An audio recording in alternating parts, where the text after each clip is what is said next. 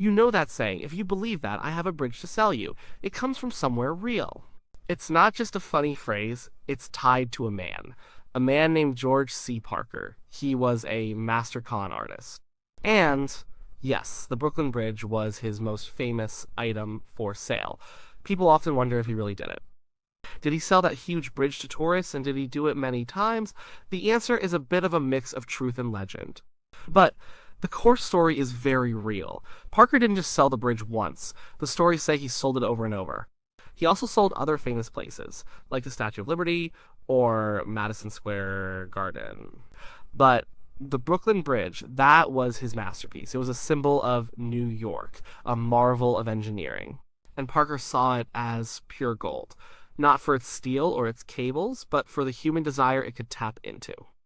He saw it as a way to get rich, and he used people's dreams against them. He found people who wanted to make money fast, people who believed in big opportunities, and he gave them those opportunities, or at least he made them think he did. He operated in the late 1800s and early 1900s. This was a time of big growth in America, and especially in New York City. People came to the city for a new start to find wealth, to chase dreams. Many were new to the city, they might have been a bit naive, they didn't know how things worked. And Parker, he knew how to spot these people, he knew how to talk to them, he knew how to make them believe. The story of Parker is not just about a crime, it's about human nature, it's about trust. And it's about how easy it can be to fall for a good story, especially when that story promises something amazing.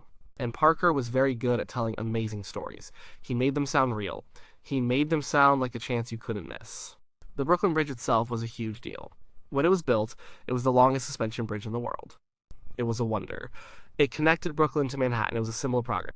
It showed what people could build. It was something people looked at with awe, and that awe, that feeling of wonder, Parker used it. He would stand with his victims, he would point to the bridge, he would talk about its value. He would talk about the money they could make from tolls. He made it seem like a sound investment, a once-in-a-lifetime chance. And people bought it. Not the bridge itself, of course, but the idea of it, the dream of owning a piece of that power, and they paid Parker for that dream. And he would take their money, and then he would be gone, leaving his marks with a fake deed and a lot of embarrassment. The story of George C. Parker is part of American folklore. It's a classic con man tale, and it started with a bridge, a very big bridge, and a man who knew how to sell something that wasn't his. He played a huge role in popularizing that famous saying, the one about selling a bridge. He made it stick in our minds, and that's why his story is still told today. It's a reminder to be careful. And to think twice before believing something too good to be true, because sometimes it really is just that. Too good to be true. George C. Parker was a true professional when it came to scams. He didn't just wake up and decide to sell a bridge. His cons needed a lot of planning. And they needed a careful approach. First off, he looked the part. He always dressed well. He wore nice suits, he carried a briefcase, he acted like a respectable businessman. Someone you could trust, someone who knew about important deals. His appearance was a big part of his act. He needed to seem credible. He needed to seem like he had connections, like he was someone who could make things happen. Then he found his targets. He didn't just try to sell the bridge to anyone, he looked for specific types of people. Often, these were new arrivals in New York, people who were eager to get rich, people who might not know the city's ins and outs. Maybe a farmer who just sold his land in the Midwest, and now he came to the city with cash, looking for a big investment, or perhaps an immigrant who had saved up money, someone who saw America as a land of endless opportunity. These people were often optimistic and sometimes a little bit naive. Parker knew how to spot that. He knew how to talk to them. He would find out what they wanted, and then he would promise it to them. He would set up fake offices. These weren't just any rooms, they looked official. He rented a small space, he put a big desk in it, he added a fancy chair, he might have a typewriter, and piles of papers, all to make it seem like a real estate office, or some kind of government agency. These offices gave his schemes an air of authority. They made the deals feel legitimate. He would even have fake documents, deeds, bills of sale. These looked very real. They had official-looking stamps and impressive language. Everything was designed to trick the eye. And to trick the mind, Parker had a very smooth way of talking. He built trust with his marks. He'd talk about the future, the money they could make, the profits from collecting tolls on the Brooklyn Bridge. He would paint a picture of wealth and success. He'd make the deal sound exclusive, like a secret opportunity, something only a few people would ever know about. He often created a sense of urgency. Someone else is interested, he might say. You need to act now. This deal won't last. This put pressure on the mark. It made them fear missing out. It pushed them to make a quick decision before they could think too much. Sometimes he would take his marks to the actual bridge. They would stand there together. Parker would point to the massive structure. He'd talk about its strength, its beauty, its lasting power. He would make the person feel like they were part of something big. He might even have an accomplice with him, someone pretending to be a city official. Or another investor. This person would back up Parker's story. They would make the deal seem even more real. The victim would feel special, like they were getting a unique chance, a chance no one else had. Parker played on people's greed, on their ambition, and sometimes just on their simple trust. The key was to make the deal just plausible enough, just barely believable, and he always asked for cash. Once he had the money, he was gone. He moved fast, leaving his victim with a worthless piece of paper. And a lesson they would never forget. The Brooklyn Bridge was George C. Parker's signature scam. It's the one everyone remembers. But it wasn't the only thing he sold, not by a long shot. The stories say he sold the bridge once or twice a week for years. This might be a bit of an exaggeration. But it shows how often he was believed to be doing it. Imagine the scene. Parker and some wide-eyed tourists standing near the bridge. Parker pointing to the massive steel structure. He'd be talking about the incredible income from the tolls. He'd describe how much money they could make every day, just from people crossing the bridge. The poor buyer, maybe a farmer from out of state, would look at this engineering marvel, and they'd think, I own this now. This is my ticket to wealth. Sometimes Parker would even give specific instructions. He would tell the buyer to set up toll booths. He'd tell them to start collecting money. And sure enough, the unsuspecting buyer would go and try to do just that. They'd get caught. They'd get arrested. The police would tell them they'd been conned, and Parker, he would be long gone. He'd be far away, counting his money and looking for his next victim. The victims were often too ashamed to report the crime. Who wants to admit they bought the Brooklyn Bridge? This shame helped Parker. It kept him out of trouble for longer. It allowed him to keep his schemes going. But he didn't stop at the bridge. Parker was audacious. He aimed high. He also sold other famous landmarks in New York City. He is said to have sold Grand Central Station. He sold it to people who thought they could charge fees for trains. He sold the Statue of Liberty. He sold it for scrap metal, or he sold it as a private property. Can you imagine buying the Statue of Liberty? He even sold Madison Square Garden. He told people they could use it for events, or tear it down for new buildings. He even sold the same piece of property to different people. All at once. That's how bold he was.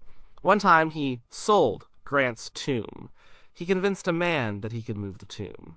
He said he could put it in a more central, tourist-friendly location, for a fee, of course.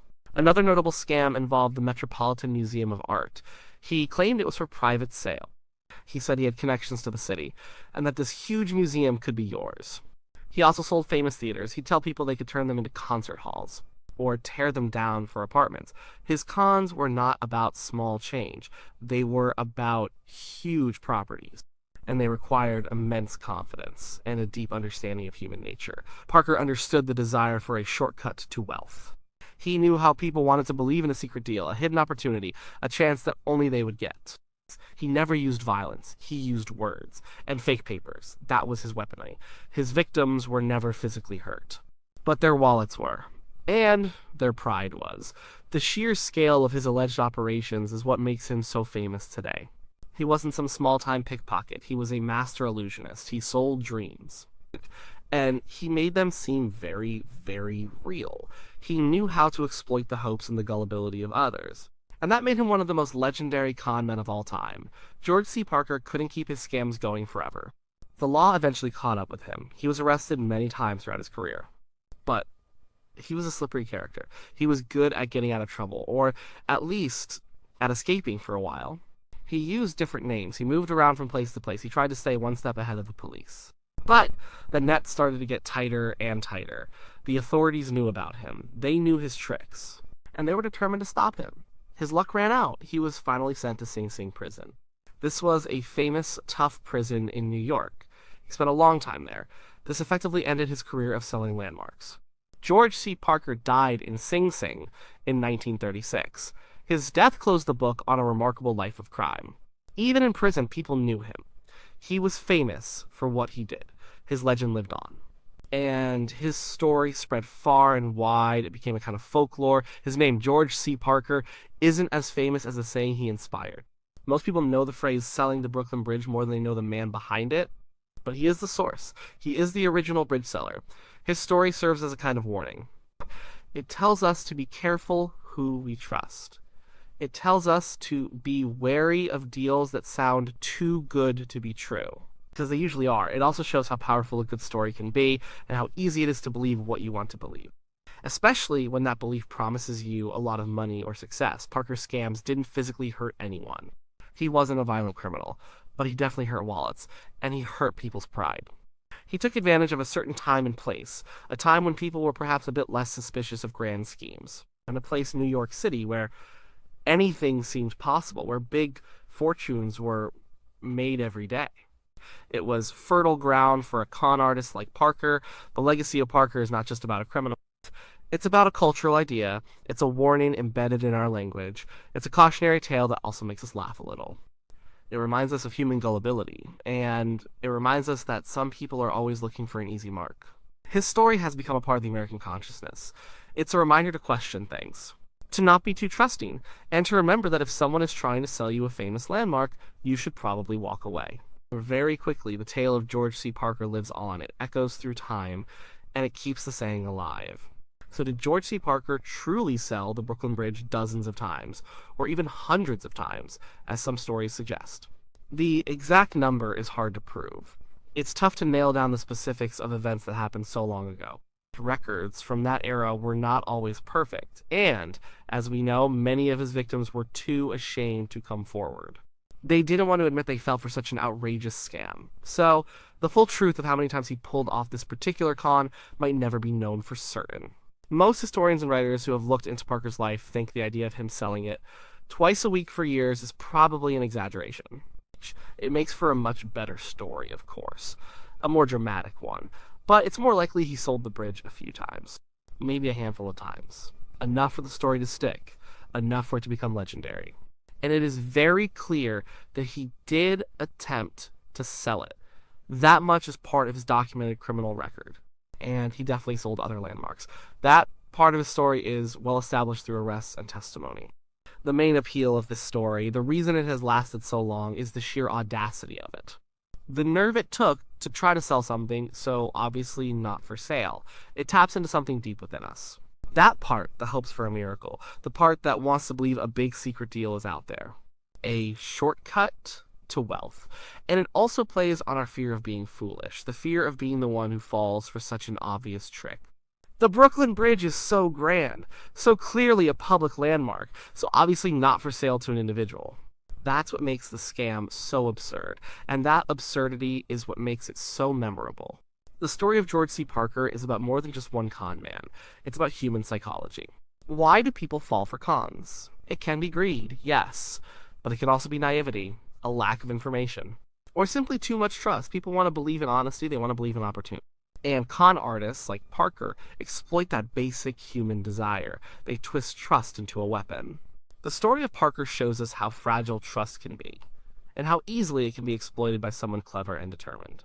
It also reminds us that even today, con artists exist. They just sell different things. They might use the internet now, or they might use complex financial schemes, but the basic tactics are the same. They tap into our desires, they create urgency, they make things seem exclusive. The bridge story is a timeless tale because it speaks to these unchanging aspects of human nature. It will probably be told for many, many years to come.